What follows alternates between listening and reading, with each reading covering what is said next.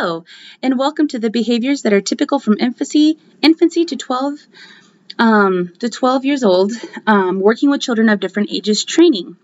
Today we're going to be talking about what are the typical behaviors for children that are 6 weeks to 12 years old. If you are a Child Development Center employee, you're really only going to have to worry about the 6 weeks to 60 months.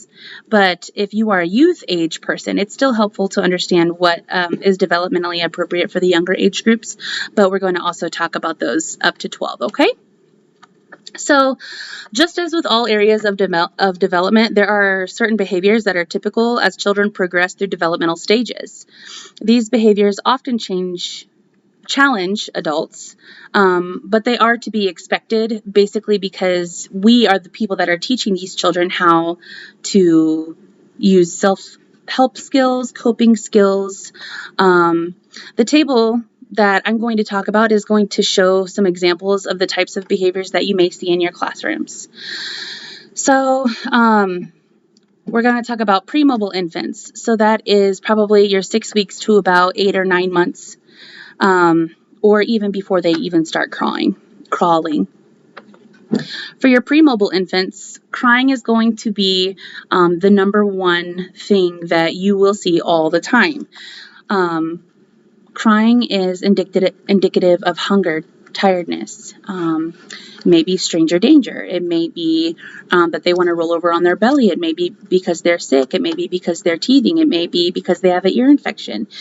So that is something that is very typical for your pre-mobile infants. For your mobile infants, however, it is very normal for them to take toys from other children's hands and mouth toys. It is also very common for them to climb or crawl on top of others, knock things down like block structures or things that have been built by other children. Stranger anxiety also, and then refusing to go to unfamiliar adults as well. For your toddler age group, which is pretty much 1 year to 24 months, biting, saying no, high levels of anxiety, rarely sitting still, insisting on doing things independently, such as, I can do it by myself, or whining and crying. Those are very typical behaviors. What would not be typical is if a child does bite and then does not let go, or bites frequently in a short amount of time, and draws blood. For your preschool agers, that's 36 months to 60 months. They're going to have fears and vivid imaginations. They're going to have fears of the dark. They're going to have fears of monsters. Typically, they exclude others from play. A lot of times, they tell other children what to do. Tattling or telling on others is also a very typical behavior.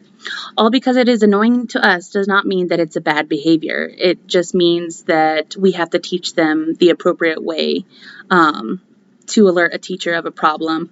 For example, let's say that you have one little boy in your classroom that tells on a child even for doing something he's allowed to do. Kindly tell that child, hey, I told so-and-so to do this. It's okay if he does this. If you want to turn next, you can have a turn next. Remember, it's okay to positively redirect children and help them with those coping skills, but as long as we're doing it in a kind way and in a way that is conducive to the learning environment, we're in the clear. For your young school-age children, this is 5 years to 8 years old. They're very concerned with fairness at this age.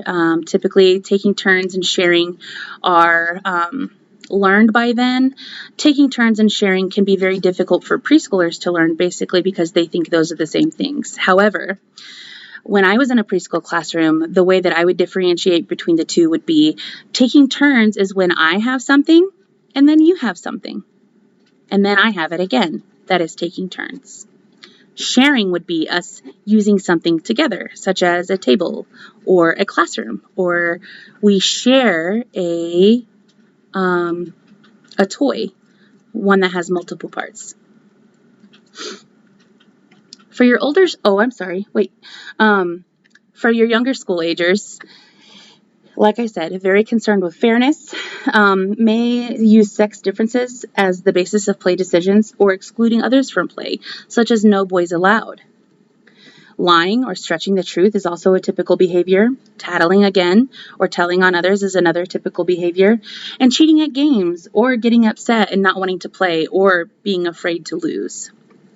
Also, fear of missing out is another typical behavior because they want to be included and they want to be involved. So ensure that you are extending the option and opportunity to everybody.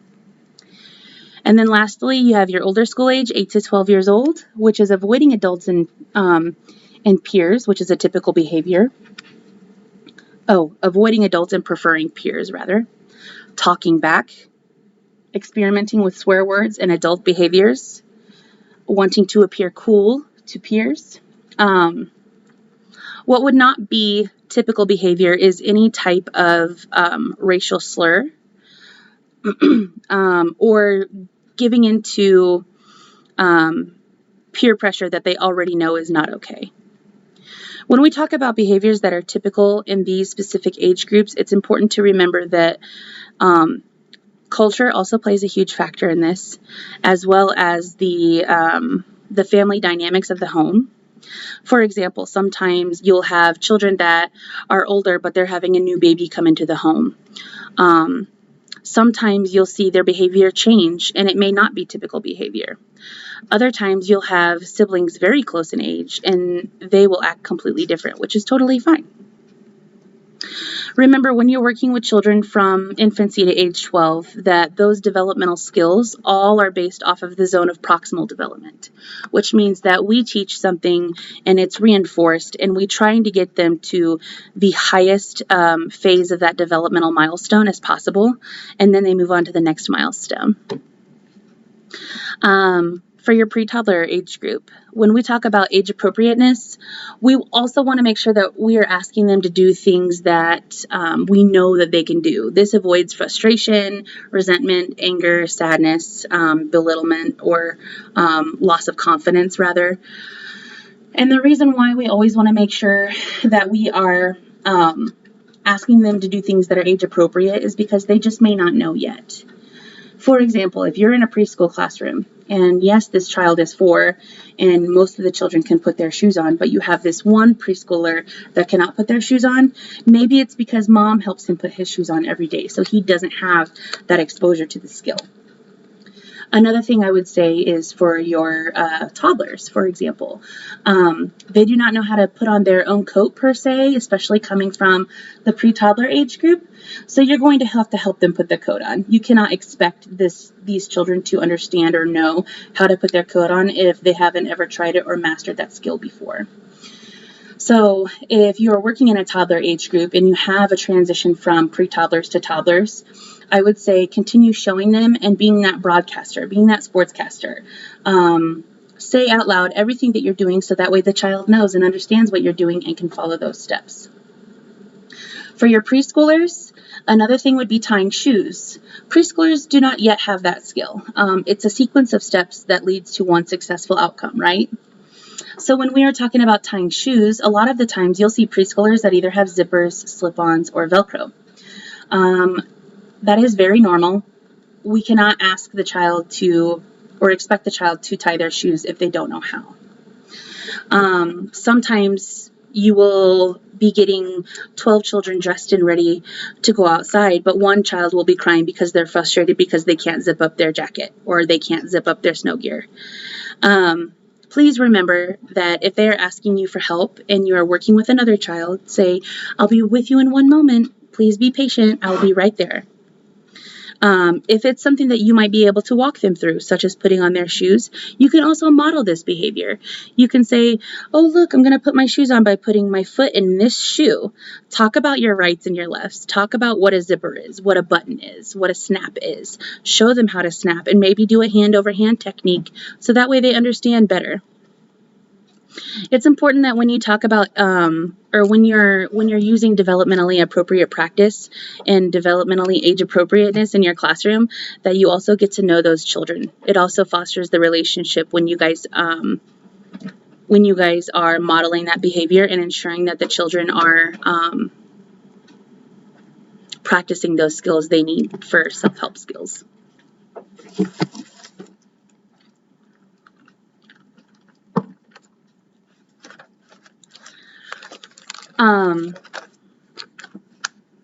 At this point, we also want to make sure that we're acknowledging the developmentally appropriate practices that other peers, other colleagues are doing.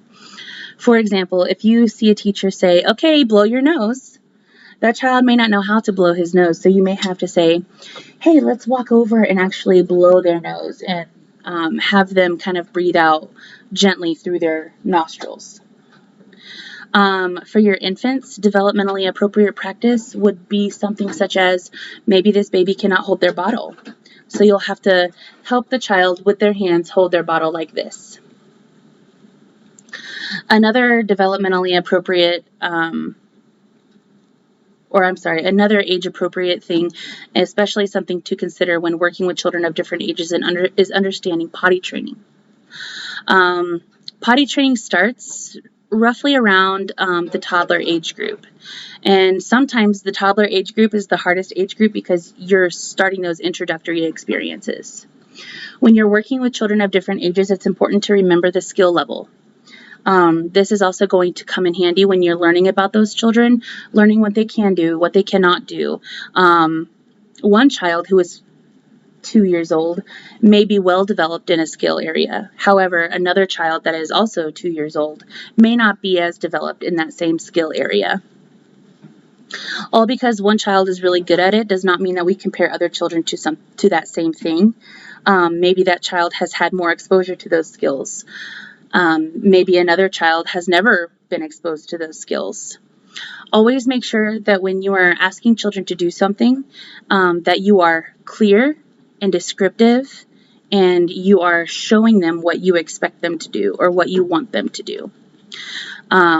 When we expect more out of children than what they can give us, the children have a loss of confidence.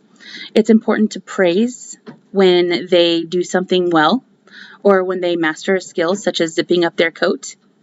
If you're in an infant age group and that child has officially rolled over, you can clap, celebrate. That is a milestone that is absolutely worth celebrating. Working with children of different ages also includes walking. Walking for a pre-toddler, I'll say pre-toddler, this is a very important milestone. And oftentimes, parents want to be involved in what their children are doing at school.